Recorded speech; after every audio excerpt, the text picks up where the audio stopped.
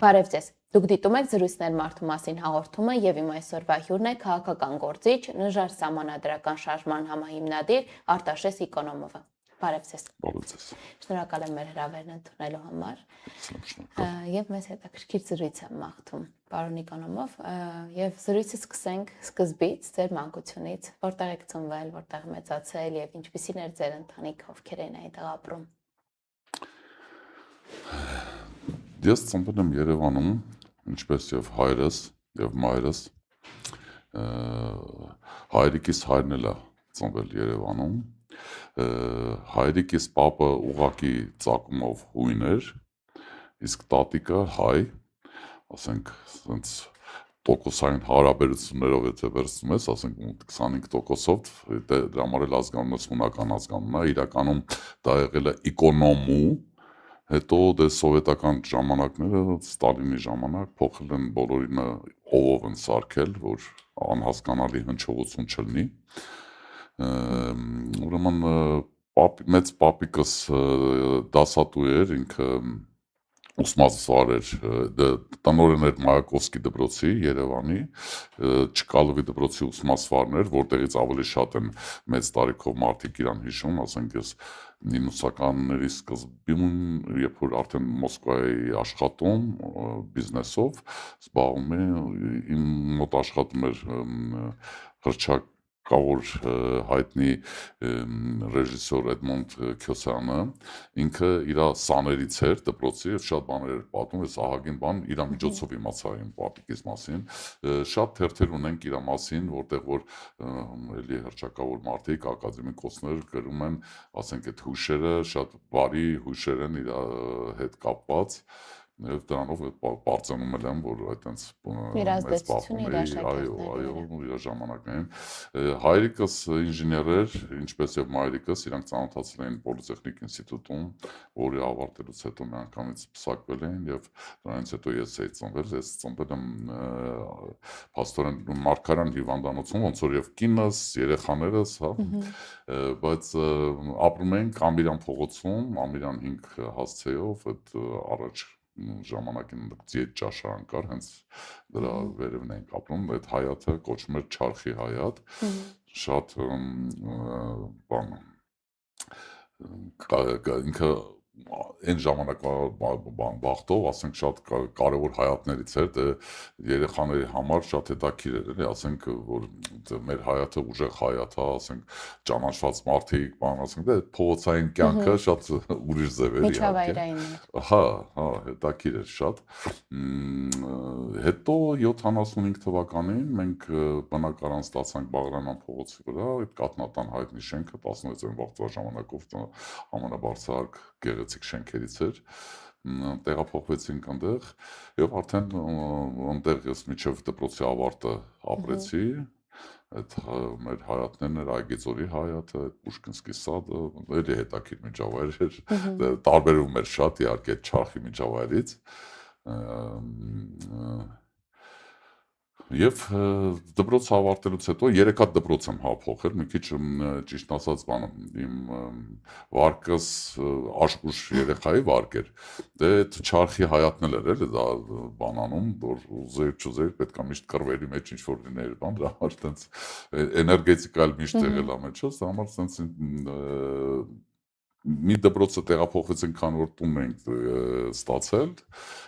ես Մռավյան դպրոցը ընդունվեցի, հետո տեղափոխվեցինք երբ որ Բաղրամյան փողոց, ընդ Չեխովի դպրոց գնացի, բայց Չեխովի դպրոցից արդեն բան հեռացրեցին, ասած պիոներից հանեցին, ես դրուժինայի խորհրդի նախագահն էի, բայց քան որ շատ աշխուժ էր, ինչ-որ կռիվ էին կարել, բան, վերջը տենց պիոներական այդ փողկապը հանեցին, շատ ամոթալի էր իհարկե։ Այն ժամանակներում։ Հա, դա կոմերիտական էլ արդեն երբ որ ընդունվել էի Մոսկվա, այդ վաղտ հիշեցին, որ ես կոմերիտական չեմ ու գնում ես Մոսկվա սովորելու կոմերիտական չլնես, դա ինչ-որ արտառոց ինչ-որ իրավիճակ էր,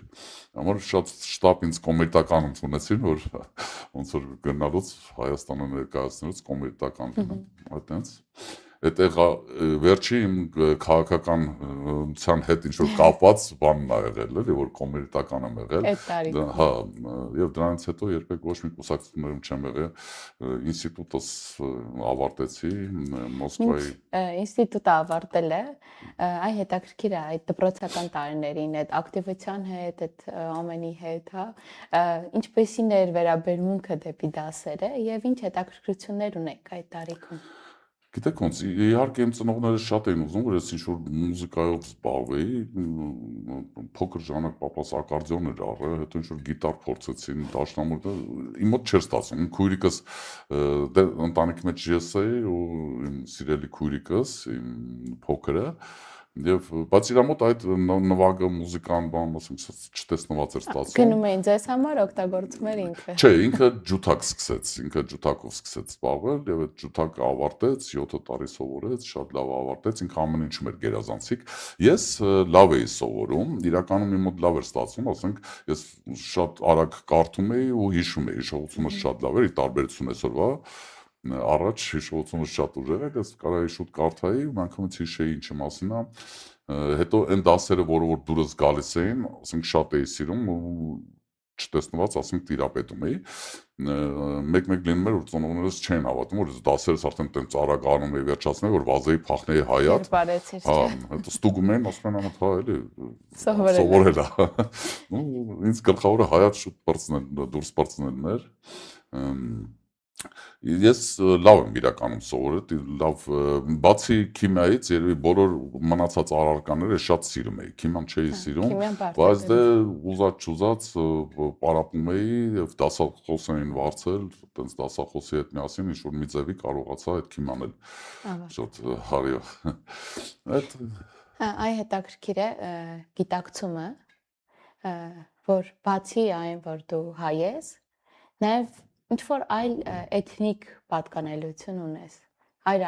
այսպես ասած արմատները դեպի այլ կողմ են գնում։ Այդ գիտակցությունը երբ եկավ ձեզ մոտ։ տենց էլ չեկավ, ճիշտ ասած, ես ձեզ ասեմ։ Գիտեք ինչի, շատ հետաքրքիր, ինձ թվում է այդ շատ հետաքրքիր բան է ու սա շատ բնորոշ էր հայ մարդուն Հայաստանին, որ ես երբեք կյանքումս միջով ես քաղաքացիություն մտա, որ սա ուշադրություն սկսեցին դարձնել, թե խիա ով վերջանում իմ ազգանունս, ես ընդհանրապես երբեք չեմ զգացել տարբերություն, որ ես ասենք թե ինչ որ ազգանունս ուրիշ ձև է հնչում, հա, ոչ դպրոցում, ոչ հայաթում դե պարզա, ասենք ավելին ասեմ, ես երբ որ ընդունվեցի արդեն ինստիտուտ, այնտեղ էլ ես իմ սաղ շրջապատս հայեր են եղել, հետո երբ որ գործունեությամբ էի զբաղված 90-ականներից, էլի բոլորը հայեր էին, ասենք իմ շրջապատում ու երբեք իմ համար չի եղել, որ գիտեք ոնց 90-ական թվականին երևի թե որ այդ սովետը քանդվելուց առաջ, որ հնարավորություն եղավ այդ արտասահման գնալու, որ հունական պասպորտ ստանալու համար, իրականում ընտանիքս տեղափոխեցի Հունաստան, մի տարի մոտարապես մնացին, այդ պասպորտները ստացան, քանի որ ծագումով հունական ծագում կար, իրանք ստացան, որ Եվրոպայից գնալ գալու վիզաների խնդրեմը չլինի, այդ ա եղել ու ասենք, գիտեք ոնց, ասենք, ես երբ որ գնացել էի Հունաստան, հա, տեսա, փաստորեն իմ համար իրանք շատ նման էին հայերի, ոչ մի տարբերություն չկար, բացի լեզվից, որը չէի հասկանում, իսկ նրանց ընդհանրապես ծով ունեին ու հայեր էին, իմ համար այդ տենց էր, ինչ որ շատ Այլ լեզվով խոսող։ հետաքրքիր, բայց այդ լեզուն էլ դե որ չէի հասկանում, դրա համար շատ երկար չմնացինք, այդ տեղափոխվեցինք Մոսկվա, արդեն սովետը քանդվեց եւ սկսեցի բիզնեսով այնտեղ զբաղվել Ռուսաստանում։ Ինչպես եք ծանոթացել ձեր կնոջ հետ։ Այդ հետաքրքիր է, իհարկե, գիտեք ոնց, ճիշտն ասած, այդտեղ մեծ դեր հաղաց իմ մայրիկս, դե քանի որ ես Մոսկվայում էի սովորում, ինձ շատ դժվար էր Երևանում, ես կարճ ժամանակով էի գալիս, ասենք դե երբ գալիս էի, ընկերներին հանդիպելն էր կարևորությունը, սակայն ասենք իմ պապան մաման էլ են շուտ փսակվել, ասենք եւ այն վաղտ ընդունված էր, շուտ այդ փսակվելը ընդունված էր, բայց դե գիտեք ոնց պետք է ինչ-որ ծանոթ լիներ, աղջկան մի հատ իմանային, ասենք որտեղից է, ով է, ինչա, ոնց է, Երկու անգամ եղել էր, որ ծանոթացել էին, բայց դե պետքա դուրդ էլ գա, էլի, ասենք այնպես չէ, որ ծանոթացեցին ու պսակվեցիր, բան սենց, դրա համար ասենք երկու անգամ ունենց ասցի չէ, մանջաններ, քիչ ճաշակներով բան չենք, բայց այս երևի երրորդ անգամն էր, երբ որ ասեցին, որ իրանց ընկերների մոտիկ ծանոթների աղջիկն է, շատ լավ աղջիկն է, շատ ողում էին, դե ասցի լավ, քանի ստեղ եմ հատ փորձում եւ երբ որ տեսա զարմացել էի իսկականից որ թե ինչքան գեղեցիկ, ինչքան խելացի, հետո որ տենց ծանոթացանք ինքը բժշկական ինստիտուտում էր սովորում, բժիշկ է ինքը իր մասնագիտությամբ եւ այդպես ստացավ մեր ծանոթությունը 1 տարի հանդիպումից հետո արդեն ինստիտուտս ես հենց ավարտեցի, մի անգամից պսակվեցինք իր հետ, ունենք 2 աղջիկ, 2 դուստր, չտեսնված երեխեք, ես շատ շնորհակալ եմ Աստծուց, որ տենց իսկ արդեն իրանցով զբաղվում էր մայրիկը, ես ավելի շատ աշխատանքով դուրսն էի, տանը, տանտերը, իմ կինս էր։ Եվ երեխաները մեծանում էին իր հսկողությամբ։ Մեծամասնությամբ այո, մենք քանի որ ասենք տատիկ պապիկները կողքներս չէին միշտ մենք այո ասենք Մոսկվայում էինք, հետո տեղափոխվեցինք Անգլիա երեխաները դպրոց ավարտից հետո ասենք դրա համար մեծամասնությունը սա ծանոթությունը իմ կնոջս վրա էր դրա համար ինքը չկարողացավ էլ ավարտելուց հետո շատ քիչ աշխատել որպես բժիշկ, ինքը ավելի շատ տանտերներ եւ ձեզեր օգնել։ Դաստիարակությամբ էր զբաղվում, այո, մեր երեխաների։ Ինչով են զբաղվում ձեր աղջիկները։ Իմ մեծ աղջիկս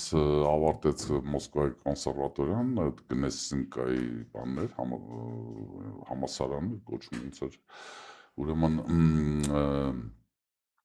Եվ հետո պսակվեց ու 2 հատ երեխա ունի, մեծ թորս 16 տարեկան է, փոքր թորս մեծ աղջիկս 12 տարեկան է, ասենք զբաղվում է էլի երեխաներին դաստիարակելով, երեխաները Լոնդոնում են սովորում, այնտեղ դպրոցն է մեծս ավարտում, փոքր աղջիկս ինքը գնաց մի անգամից Լոնդոն սովորելու դպրոցը այնտեղ ավարտեց Լոնդոնում, հետո Imperial College ընդունվեց, LCA ավարտեց, մագիստրատուրա, բայց ինքը դիզայներ է։ Մեծս երգում էր արվեստի ոլորտում։ Այո, մեծս երգում էր, դիսկել ուներ ձայնագրած, բայց դե հետո երեխաների բանով թողեց այդ ամեն ինչը, ոնց որ եւ մեծս դեռևս թողել է արդեն 3-րդ երեխան, փոքրս 3-րդ երեխան ունի, ասենք 5 հատ թոռ ես 1 տարի փոքր թորս, համար փոքր աղջիկս էլ է երեխաներով։ Իհարկե իրանք միշտ ձգտել են ինքնուրույն որ կարողանան աշխատեն, բայց իրականում ընտանիքը առաջի տեղն է զբաղեցնում եւ դա իրանց ընտրությունն է, այնպես չի որ մենք ինչ որ ստիպել ենք կամ ինչ որ բան ենք արել։ Վերադառնանք մասնագիտության ընտրությանը, ինժեներ եք մասնագիտությամբ, այ ծնողների ազդեցություններ թե ձեր սեփական ընտրությունը։ Գիտեք ոնց, երևի թե ծնողներիս ազդեցությունը, որտեղ ես իրականում փոքր ժամանակվանից այդ մեխանիկան ինձ շատ է հետաքրքրել, ասենք նույն մեքենաներով, այդ մեքենայի կառուցվածքը, միշտ ասենք հայրս ունեցել է մեքենա եւ այդ մեքենան ասենք սարքել ինչ որ մի բան եթե փչանում էր ես միշտ հետաքրքրված էի դե այդ վաղտել բաներ ունեինք ինչ որ կոնստրուկտորներ բան միշտ սիրում էի հավաքել եւ իրականում այդ ինժեներ մեխանիկը դա իմ ցկտումն ա եղել եւ այդ առումով ես իմ ընտրած մասնագիտությունս էր իմ սիրած մասնագիտությունս էր հետաքրքիրը այն էր որ երբ որ ես սովորում էի փաստորեն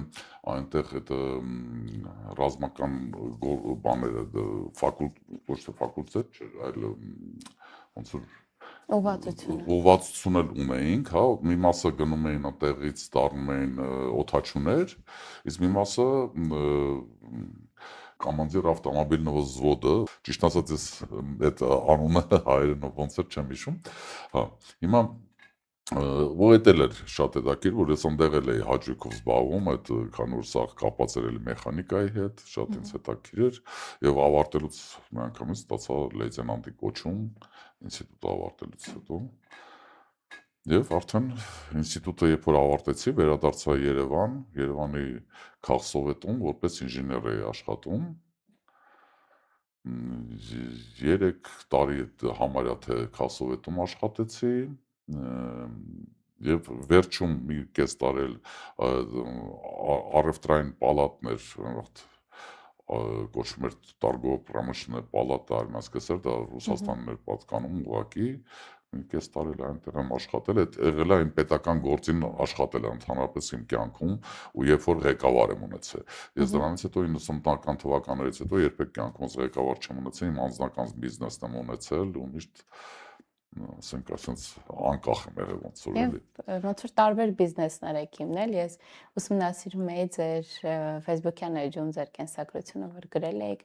ապրել եք Հունաստանում, հետո երկար ժամանակ Ռուսաստանում, հետո Բրիտանիայում, գիտական աշխատանքով եք զբաղվել ԱՄՆ-ում։ Այ ինձ հետաքրքիր էր այդ անընդհատ տեղափոխությունները, ոնց էր ընտանիքը դրա հետ հարմարվում, արդյոք իրենց հեշտ էր այդ տեղափոխությունները, չէին դժգոհում, թե իրենք էլ այդպես փորձում էին հարմարվել ու մեծ սիրով տեղափոխվում։ Գիտեք ոնց, նայեք, իրականում այդ տեղափոխությունները իրանց համար այդքան էլ շատ չէր, ավելի դժվար էր երևի թե իմ համար, նայեք, ես իրանց բերեցի Ռուսաստան, Ռուսաստանում այնտեղ 95 թվականին արդեն բնակարան էի առել, որտեղ զբաղվում էի, ասենք այդ Ուկրաինայի ու Թուրքմենիայի այդ գազի բարտերով, ահագին լավ գումարներ էինք աշխատել, արդեն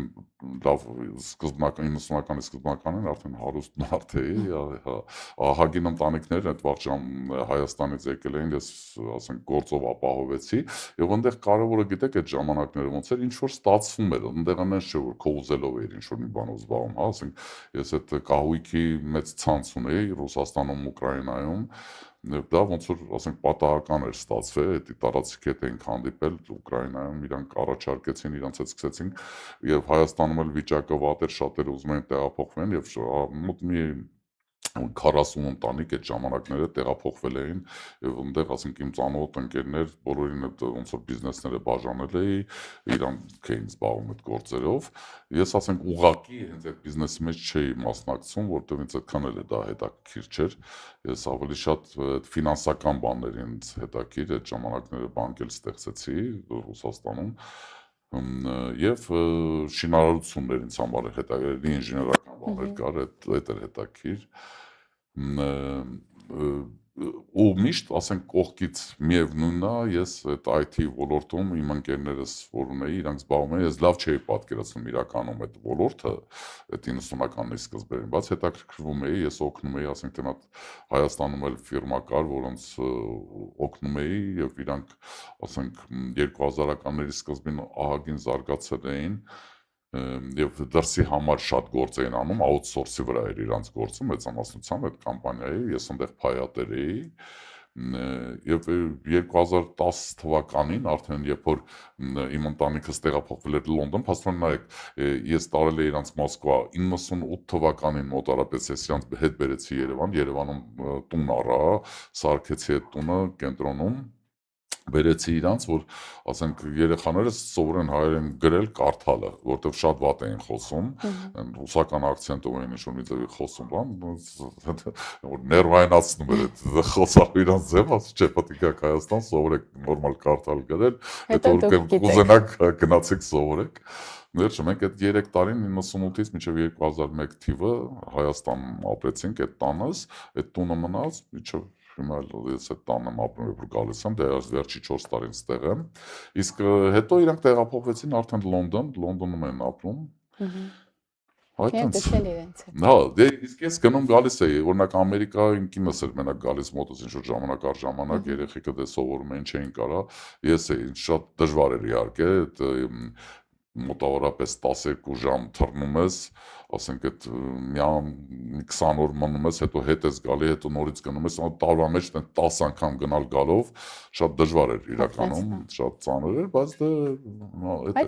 հետաքրքիր էր, այո, իհարկե միանշանակ հետաքրքիր էր։ Հա 2022-ից կարծես թե եկել եք ու բավական երկար ժամանակա Հայաստանում եք։ Ինչը ձեզ բերեց վերջնական Հայաստան։ Ես իրականում ասենք ամենտեղ եղած ժամանակս է տեսել եմ ինչա ոնց է դեպի ուր է գնում, պատկերացրել եմ։ Ես հասկացել եմ, որ պետք է ինչ-որ մի բան փորձել փոխել Հայաստանում, որ երեխաները, թոռները ուզենան գան ստեղ ապրեն, որտեղ թե ինչն է իրանց պահում, ասենք հարցը դրանից է, օրինակ ինչ են իրանք ապրում Լոնդոնում, իրանց դուրը գալիս է, որտեղ իրավիճակը համակարգը, հա, ասենք պետական մոտեցումները, այդ վստահությունը դեպի պետություն մարդկանց մոտ, այնտեղ ավելի, այո, եւ ես մտածում եմ, իսկ ինչ չի ստացվում մեր մոտ, որ մենք կանենք այդ նույնը անենք Հայաստանում եւ մեր երեխեքը ստեղ, որտեղ անգենները, ծանոթները, բարեկամները, մեր գերեզմանները բոլորի ստեղ է, ասենք այդ ամեն ինչից ինչ որ դու զուրկ ես, քանի որ մենակ բանի համար, որ այնտեղ ավելի հարմար է, ավելի ինչ որ գեղեցիկ է, նո գեղեցիկը ստեղ էլ է կարելի սարքել, բայց հարմարը շատ կարևոր է, էլի մարդուն պետք է հարմար լինի, ազատությունը հետը զգա, եւ ես հաշվեցի, որ իհարկե մենք կարանք, եթե ճիշտ ձևի հասկանանք խնդիրները Հայաստանի ինչումն է, մի հատ դրա համար եկել էի, հավաքվել ենք մի 25 հոգի մարդ ենք, դա այդ զբաղված ենք քաղաքական այդ ախտորոշմամբ, sense ասենք, հա, թե ինչումն է խնդրեմը, ինչի չի ստացվում, ոնց պետք է անենք, ու ահագին ժամանակ մոտ 2.5 տարի զբաղվեցինք դրանով, լրիվ պատկերացրեցինք, հասկացանք եւ դրանից հետո ես որոշում ընդունեցի, որ այո, պետք է մտնել քաղաքականություն, քանի որ ես գիտեմ, թե հետագիծս, հա, համբավս, ինչ ձև եմ, ինչ մարդ եմ, ու իմ կարողությունները, իմ էներգետիկան, որ ես կարամ դա օգուտ մեր պետության, մեր ազգի օգտագործել, որ ինչ-որ փոփոխություններ կարողանանք իրականացնենք։ Եվ ստեղծվեց նժարը։ Այո, օգոստոսին 25 թվականի մեր համայնքներով մենք դա ստեղծեցինք եւ հիմա այդ գործողության մեջ ենք, գործնեության ավելի շատ եւ մեծ հույսեր ունենք, իհարկե շատ դժվար է, որտեղ սխալները շատ են եղել այս վերջի 35 տարվա մեջ, սխալները շատ են կուտակվել, մարդկանց մեջ հիասթափությունը կա այդ ամեն ինչի, բայց դա հաղթահարելի է, ես վստահ եմ, որ մենք ի վերջո կարողանալու ենք գանք նրան, որ ոչ պակաս լինի, ասենք նույն Լոնդոնից, նույն ասեմ Փարիզից կամ Լոս Անջելեսից, ասենք իրականում նույն Լոս Անջելեսում այդ երկար տարիներ ապրելը ես տենց էլ չկարողացա համակերպեմ ընդդեմ հետ, այնտեղ իմ համար ասենք սա քաղաք որպես քաղաք չի եղել երբեք, չնայած ինքը շատ մեծ է, հա, ասենք տարբեր շրջաններ են, ինքը մեծ քաղաք է, ինքը մենակ Գլենդվիլը չի, եթե շատերը չգիտեն, չնայած հայերի մեծ մասը եղել են այնտեղ եւ պատկերացնում են, բայց այդ շենքերը հասկացողությունը նրա համար օրինակ ինձ Լոնդոնը ավելի է նմանացնում Երևանին, որտեղ որ դու կարաս ոդկով ման գաս, դուրս գաս քաղաք է, էլի ասենք քանց թե նույն Լոս Անջելեսը իհարկե կան Ամերիկայում Նյու Յորք, Չիկագո, ասենք Սան Ֆրանցիսկո, տենց քաղաքներ կան, որ իրանցից տենց բարձրահարկ շենքեր են, բանն, բայց միևնույն է համը հոտը ուրիշ է, Երևանի հոտը համը ուրիշ է լրիվ։ Միշտ հետաբերում քեզ տուն։ Այո, միանշանակ։ Եթե այսպես համեմատենք, հա, ձեզ որն է ավելի հոգեարազատ բիզնեսը, թե գիտությունը։ Եթե ճիշտ ասեմ, գիտեք, ինձ բիզնեսն է ամենահոգեարազատը, ես այդ գիտությամբ եւ այդ նույն իմ պատենտները, որ բոլորը արեցի, դա կապված էր ուղղակի բիզնեսի հետ, հա, հենց այդ IT ոլորտում 2010 թվականին, երբ որ ես որոշեցի, որ արդեն հասկանում եմ, պատկերացնում եմ ինչա, ես գնացի Սիլիկոն Վալի, հովիտը, եւ այնտեղ ասենք աշխատեցի մոտ 7 տարի, այնտեղ աշխատել եմ, շփվել եմ, ես լրիվ սկսեցի պատկերացնել ու այդտեղ հասկացա, որ չէ, գիտությամբ էլ կարամ հասցնեմ բիզնեսին զուգահեռ ոնց որ, բայց դա ոչ թե եղել է գլխավորը, որտեղ ես երբ որ ինստիտուտն էլ ավարտել, ես այդ վաղ հայերեն չգիտեմ ոնց է հնչում, սա իսկացել է տեխնացուականի արդեն ընդունվել էի, 1 տարի սովորեցի եւ իմ գործս էլ գրված էր, հա, այդ տեխնացուի բան պատրաստ էր արդեն որ կարայի պաշտպանվեի, նախապաշտպանություն էր նշանակված, ես հրաժարվել էի ճիշտ ասած այդ ժամանակ, որտեղ լրիվ գնացի բիզնեսի մեջ, ինձ այդ ժամանակ բիզնեսն էր ամենահետաքրքիրը, ոչ թե գիտական աշխատանքները։ Այդ դեպքում բիզնեսը թե քաղաքականությունը։ Բիզնեսը։ Միանշանակ։ Այո։ Եվ գուցե մի օր հետ գնաք էլի բիզնես։ Ոչ թե մի օր, այ ես հաստատ գնալու եմ բիզնես, միանշանակ գնալու եմ, որովհետև շատ ծրագրեր ունեմ, ինչ որ պետք է կատարվի, եւ կատարեմ եւ Այն ինչի մասին երբեք չեք գրել, մինչ այսօր չասացիք, բայց շատ բնորոշ է ձեզ մի պատմություն իրավիճակ ձեր կյանքից, որ ձեր բնավորության մասին շատ խոսում է։ ասեմ, երբ որ 16 տարեկան էի գնացի ընդունվեցի Մոսկվա, համալսարան, Անտարտեխնիկական ինստիտուտ էր կոչվում, հետո դառավ ակադեմիա, հիմա Բաումսկի այդ համալսարանի մասա, իրականում ես եկա եւ ծանոթացա մի հայ տղու հետ, ով եկավ ինձ հայերի հետ ներկայացրեց, ծանոթացրեց, ասենք այդ սեպտեմբեր ամիսներ այդ վաղ զաուչնիկներն էին եկել, այդ հեռակա սովորողները, ընդհանուր մոտ մի 40 հոգի էին, տարիքով են վաղ իմ համար 40 տարեկան մարդը շատ տարիքով մարդ էր եւ Հիմա է չէ, որ երիտասարդ է։ այո, եւ գիտեք ոնց շատ հետաքրքիր էր, ինչ որ լավ ա որ շատ են հայերը բանստեղ, հետո անցավ մեկ ամիս, ես տեսա որ գիտեք ոնց հայերի հանդեպ այնքան էլ ինչ որ վերաբերմունքը այնպես չէ, հարգանքով չի, այնտեղ ավելի շատ էին չեչենները, որովհետեւ ինստիտուտը ինքը փակ ինստիտուտ էր, ու արտասահմանցիներ համարյա չկային, մի հատ բուլղարացի էր ինչ որ, դա էլ արտասահմանցի վաղ չէր հաշվում, էլի, ինքը սովետի ժամանակ սովետական կարելի ասել երկիր էր Բուլղարիան եւ շատ էին չեչենները շատ մոտ մի 150 հոգի ասենք իրանց այդ ռաբֆակն էին գալիս ընդունում այդ ոնդեից բանակ էին ընդունում քչերն էին շարունակում սովորելը բայց իրանց ոնց որ շատ էին եւ ասենք այդ վերաբերմունքը հայերի նկատմամբ ես զգացի որ հայերը ոնց որ ավելի չեչենները ուժեղ են sense ասեմ եւ 16 տարեկան լինելով հանդերձ ես կարողացա համախմբեմ հայերին սկզբից, բայց մենք ինչ արեցինք, մենք սկսեցինք հայերին սովորացնել, թե ոնց պետք է համախմբեն եւ ոնց պետք է կռիվ անեն չեչենների դեմ, որ չեչենները սկսեն եւ ես ձեզ ասեմ, կես տարի հետո իրականում եւ միջով դեռևս հետո էլ եմ այցելել